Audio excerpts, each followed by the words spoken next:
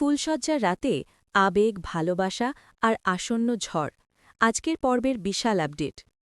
সারাদিনের সমস্ত খাওয়া দাওয়া, রিচুয়াল আর অশান্তির পর অবশেষে বাড়ির পরিবেশটা একটু শান্ত হয়। যদিও এই শান্তির আড়ালেই লুকিয়ে থাকে অনেক না বলা কথা, চাপা কষ্ট আর জমে থাকা অভিমান। ধীরে ধীরে বাড়ির সবাই ফুলশয্যার প্রস্তুতিতে ব্যস্ত হয়ে পড়ে।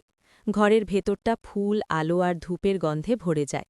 পরিবেশটা বাইরে থেকে যতটা সুন্দর দেখাচ্ছে, ভেতরে ভেতরে ঠিক ততটাই টানটান। ঝিলকে সাজিয়ে তোলা হয় একেবারে লাজুক বধূর মতো। তার চোখে মুখে স্পষ্ট চিন্তার ছাপ।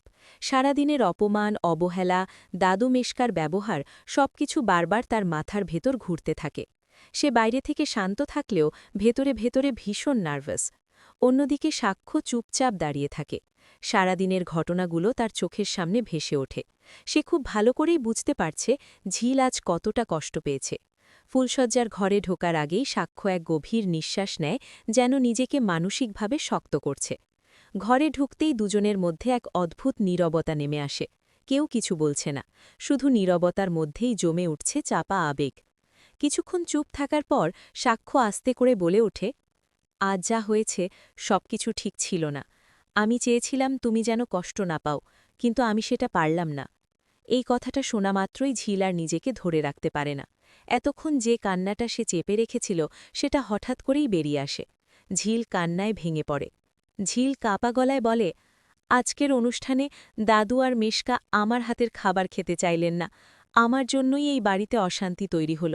আমি কি আদৌ এই বাড়ির যোগ্য? আমি কি কোনোদিন তাদের কাছে গ্রহণযোগ্য হতে পারব? এই কথা শুনে সাক্ষ্যের বুকটা মোচড় দিয়ে ওঠে। সে ঝিলের হাত শক্ত করে ধরে বলে, যেটা হয়ে গেছে সেটা নিয়ে আর ভেবে লাভ নেই। দাদু আর মেশকা আজ আমার ওপর রেগে আছে, তোমার ওপর নয়। আমি কথা দিচ্ছি, আমি সবকিছু ঠিক করে দেব। তুমি শুধু আমার পাশে থেকো।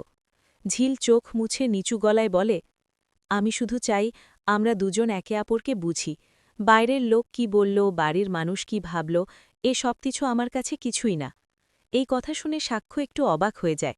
সে বুঝতে পারে ঝিল শুধু সহ্য করছে না, সে এই সম্পর্কটাকে আগলে রাখার চেষ্টা করছে। সাক্ষ্য ধীরে ধীরে ঝিলের পাশে বসে এবং তাকে জড়িয়ে ধরে। ঝিল ফিসফিস করে বলে, সবাই বদলাবে কিনা জানি না, কিন্তু তুমি যদি আমার পাশে থাকো তাহলে আমি সবকিছু ঠিক করে নিতে পারব। সাক্ষ্য দূরীয় গলায় বলে, আমি থাকব। হয়তো একদিনে সব ঠিক হবে না, কিন্তু আমি চেষ্টা করে যাব। এই বলে সাক্ষ্য ঝিলকে আরও